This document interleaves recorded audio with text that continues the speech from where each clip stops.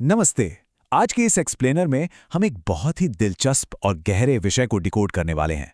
हम प्राचीन धर्म ग्रंथों और आज के आधुनिक विज्ञान दोनों के नजरिए से देखेंगे कि क्या जिस चीज को हम सदियों से जानते हैं उसका असली अर्थ कुछ और ही है।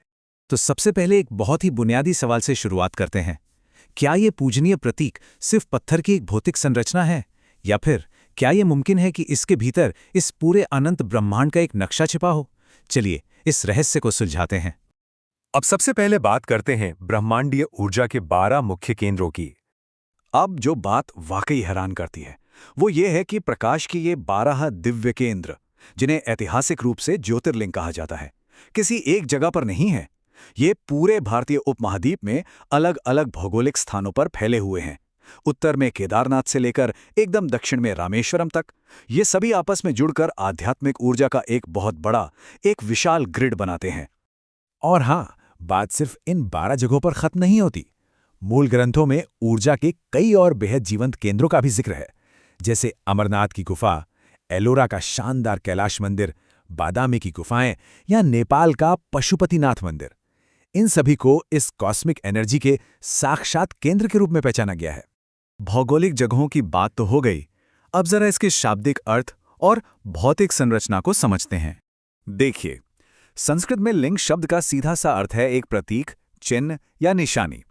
इसे ऐसे समझिए जैसे गणित का कोई फॉर्मूला होता है या फिर डॉक्टर का स्टेथोस्कोप, जो खुद वो असल चीज नहीं है बल्कि किसी बहुत बड़े कॉन्सेप्ट का प्रतिनिधित्व करता है। प्राचीन ग्रंथों को देखें, खासकर स्कंद पुराण को, तो वो इसे स्पष्ट रूप से एक ऐसे अनंत स्तंभ के रूप में परिभाषित करते हैं जिसमें पूरा का पूरा ब्रह्मांड समाया हुआ है। दरअसल चूंकि शिव को पूरी तरह से निराकार माना गया है, तो ध्यान केंद्रित करने के लिए इंसानों को एक भौतिक प्रतीक की जरूरत थी, और वहीं से ये संरचना सामने आई। अब अगर हम इसकी भौतिक बनावट को ध्यान से देखें तो ये जानबूझकर 3 अलग अलग हिस्सों में बटा हुआ है। सबसे नीचे का छिपा हुआ चौकोर आधार ब्रह्मा का प्रतीक है, बीच का 8 कोनों वाला हिस्सा विष्णु को दर्शाता है, और सबसे ऊपर का गोलाकार मुख्य भाग शिव का प्रतिनिधित्व करता है। संरचना को समझने के बाद अब इससे जुड़ी कुछ गलत फहमियों पर भी नजर डाल लेते हैं। देखिए, कुछ पश्चिमी विद्वानों ने अक्सर इसकी व्याख्या एक शारीरिक अंग के रूप में की है, लेकिन दूसरी ओर पारंपरिक हिंदू दर्शन इसका पूरी तरह से तार्किक खंडन करता है। उनका तर्क एकदम सीधा है। एक ऐसी ब्रह्मांडीय सत्ता जो पूरी तरह से निराकार है, उसे किसी शारीरिक अंग तक समेट देना तर्कसंगत नहीं बैठता। और इस पूरी बहस को स्वामी विवेकानंद जी ने बहुत ही स्पष्टता से सुलझाया। उन्होंने किसी भी तरह की शारीरिक व्याख्या से ध्यान हटाकर एकदम निष्पक्ष रूप से इसे अनंत ब्रह्मांड के प्रतीक के रूप में परिभाषित किया। और यहीं से हमारा अगला और शायद सबसे रोमांचक हिस्सा शुरू होता है, जब हम इस प्राचीन प्रतीक की तुलना सीधे आधुनिक परमाणु विज्ञान से करते हैं। प्राचीन ग्रंथों में ब्रह्मांड के आकार को अक्सर एक कॉस्मिक एग या ब्रह्मांडीय अंडे के रूप में दर्शाया गया है, मतलब एक ऐसा आकार जिसका ना कोई स्पष्ट आरंभ है और ना ही अंत। और कमाल की बात यह है कि ये आकार शिवलिंग के ऊपरी गोलाकार हिस्से से बिल्कुल 100% मेल खाता है। अब इस समानता पर गौर कीजिएगा, ये सच में हैरान करने वाला है। अगर हम वैज्ञानिक नील्स बोर के आधुनिक परमाणु मॉडल को देखें, जिसमें प्रोटॉन, न्यूट्रॉन और इलेक्ट्रॉन होते हैं, और उसकी तुलना विष्णु, शिव और ब्रह्मा की प्राचीन हिंदू त्रिमूर्ति से करें, तो दोनों के बीच एक जबरदस्त कनेक्शन दिखता है। इस अलाइनमेंट को देखिए। विष्णु बिल्कुल सकारात्मक चार्ज वाले प्रोटॉन की तरह काम करते हैं, ब्रह्मा उस नकारात्मक इलेक्ट्रॉन के समान है जो न्यूक्लियस के चारों ओर चक्कर लगाता है, और शिव ठीक उस केंद्र में मौजूद एकदम स्थिर, न्यूट्रल यानी बिना किसी चार्ज वाले न्यूट्रॉन का प्रतिनिधित्व करते हैं। ग्रंथ भी यही समझाते हैं।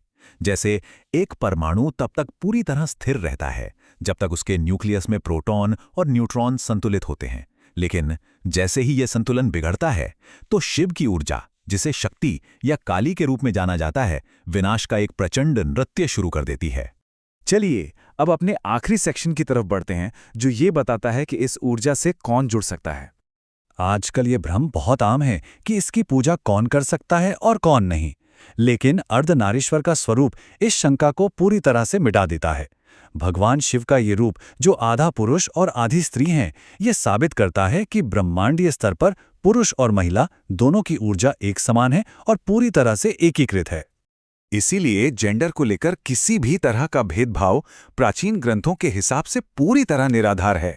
ग्रंथों में तो साफ लिखा है कि स्वयं माता पार्वती ने शिवलिंग की पूजा की थी। असल में कोई भी व्यक्ति इस कॉस्मिक पावर हाउस पर जल अर्पित कर सकता है। ऐसा माना जाता है कि ऐसा करने से ये प्रतीक सारी नकारात्मक ऊर्जा को सोख लेता है और भीतर एक गहरी सकारात्मक ऊर्जा भर देता है।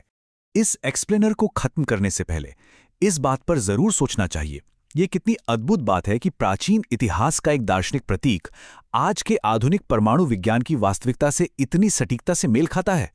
सच में ये सोचने पर मजबूर करता है कि ऐसे और कितने ब्रह्मांडीय सत्य हैं जो शायद आज भी हमारी आंखों के सामने हैं, लेकिन फिर भी हमसे छुपे हुए हैं।